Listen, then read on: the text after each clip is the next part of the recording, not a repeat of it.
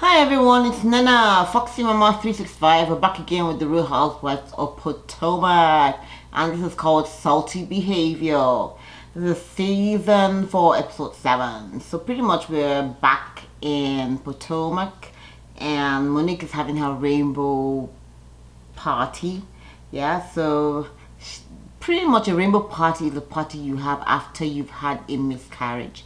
I didn't realize that, but she said, oh, a lot of people have been talking to her about this rainbow party and a rainbow baby, and she's like, oh, now she's figured it out.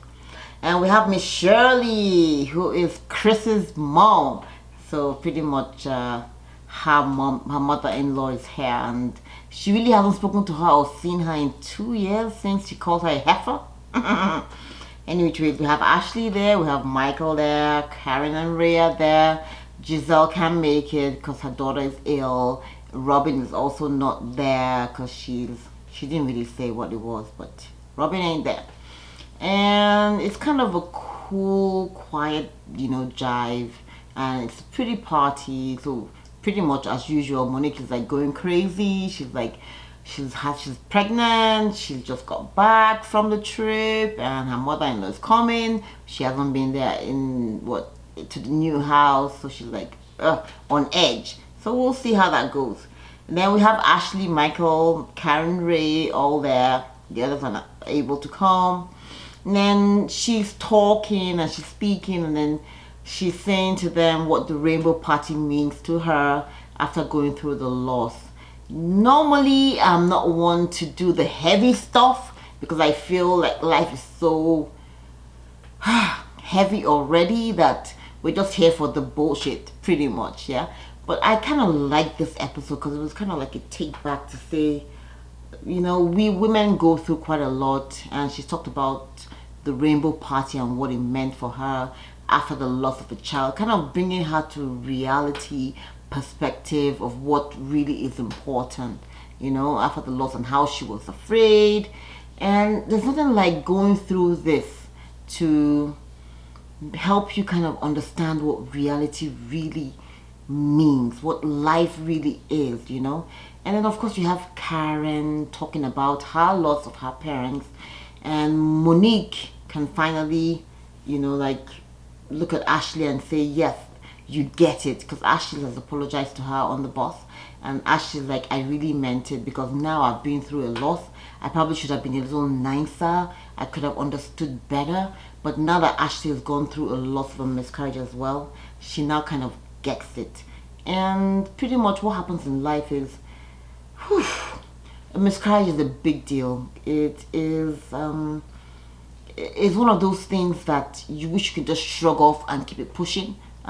It's not that easy, especially when that child is so wanted, and that life is so dear. So it's kind of nice. Any which ways, we also have Miss Shirley, who is Monique's mother-in-law. Miss Shirley takes to the mic and she's able to apologize, and she says she wants to speak, and then she's able to apologize to Monique for what she had said, calling her a heifer.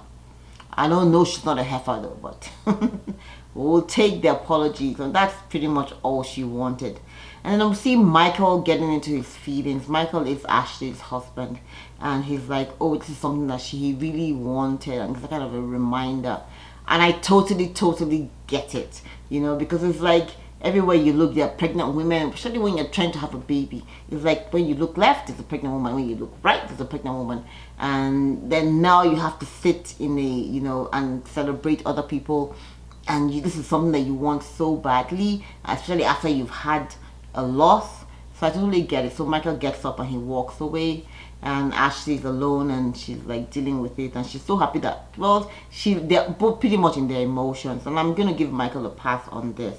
Any which ways, Monique calls anyone that wants to share, and Ashley decides to share, and she's like, oh, she's gone through this, and now she can appreciate it, and she hopes she'll get to a place where she can also be happy, but she's happy for Monique and all of that. Next on, we see Karen and Ashley. They sit and they talk, and they're hoping they can get together, because Karen is saying, now I think Ashley can actually understand what I have been through, being that I have been through a loss, and now Ashley too is going through a loss. She's also gone through the loss of a miscarriage. So maybe we can do baby steps and we can actually understand each other a little better. So it's kind of good.